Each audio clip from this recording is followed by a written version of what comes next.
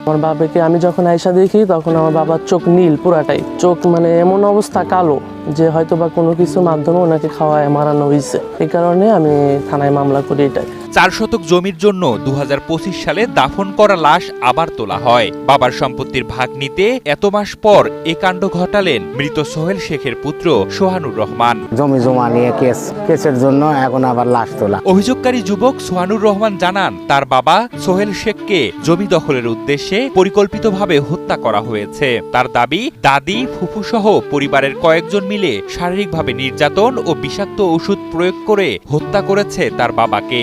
হঠাৎ শুক্রবারে সকাল 6টায় ফোন আসছে, পরে বললো যে আমার চাচা হয় রাজু কাকা, উনি আমাকে ফোন দিয়ে বললো যে তোমার বাবা মারা গেছে। পরে আমরা তাড়াতাড়ি করে রওনা হয়ে চলে আসি। আমার আসতে না আসতে ওনারা আমাদেরকে ছাড়াই আমার ফুবারা মাটি দিয়ে দিবে, উনি আমাদেরকে দেখতে দিবে না। পরে আমি এক পর্যায়ে আমাদের এলাকার যে মাতবর ওনাকে বলি যে আমি যে পর্যন্ত না দেখবো এই পর্যন্ত আমার বাবার লাশ দাফন হবে না। পরে উনি যে কোনোভাবে রাখছে, আমার মামার আত্মীয় স্বজনরা আসছিল, তো যে কোনোভাবে আমি আসছি, আমাকে সর্বোচ্চ সময় দিছে 5-7 মিনিট। এর ভিতরে ওনারা তাড়াতাড়ি করে লাশ দাফন দিয়ে দিছে। দাফন দেওয়ার পরে আমরা যখন আসি তখন শুনি যে আমার বাবার কাছ থেকে ওনারা সম্পত্তি সব লিখে নিছে। পরে এটা আমরা তদন্ত করে দেখি যে হ্যাঁ আমাদের সম্পত্তি সব নিয়ে নিছে। সেই জন্য আমরা এটা থানাতে মামলা করছি। আমি চাই এটা সুষ্ঠু, আমার আর্থিক অবস্থা একবারেই নাই, আমার যতটুক ছিল ওটুকু ওরা নিয়ে নিচ্ছে। আমি চাই যে আমার বাবার এটা বিচার চাই আর আমার জায়গাটা আমি ফিরে। না না আমার কিছুই নাই, সম্বন্ধে কোনো জানি না, আমরা সে সীমানাতে যাই না।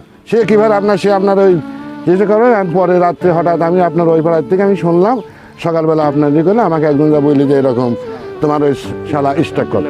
তাদের দাবি, ছেলেটি বাবার জীবদ্দশায় খোঁজ নেননি, এখন জমি দখলের উদ্দেশ্যেই তিনি এমনটা করছেন। ছেলে ওই সোহেল বলছেন, ভাই আমি এটা কত কি, আমার বউ ছেলে বলতে আমি তো 7টা বছর এখানে ভুগতে, এরা তো আমাকে কেউ দেখে না। তো কি করতে হতে কাছে আমার মা যে আমাকে 4 শতক সম্পত্তি দিছিলি, এই সম্পত্তিটা আমার মাকে আমি আবার ফিরিয়ে দিয়ে যাবো। কিন্তু এই সম্পত্তি যদি থাকে তাহলে আমার এই বউ ছেলে বেশি চলে যাবি, আমার মা পথে পথে মানে কাজে বেড়াবি। আমি আবার ওর দাদিকে জিজ্ঞাসা করলাম, করছে যে আম্মা ওরা কেউ খোঁজ খবর নেয় না, ওর আব্বা আমাকে জমি রেজিস্ট্রি করে দিয়ে গেছে, তো ওরা যদি এখানে বাড়ি করে বা এখানে থাকে আমি ওদেরকে জমি ফেরত দেবো।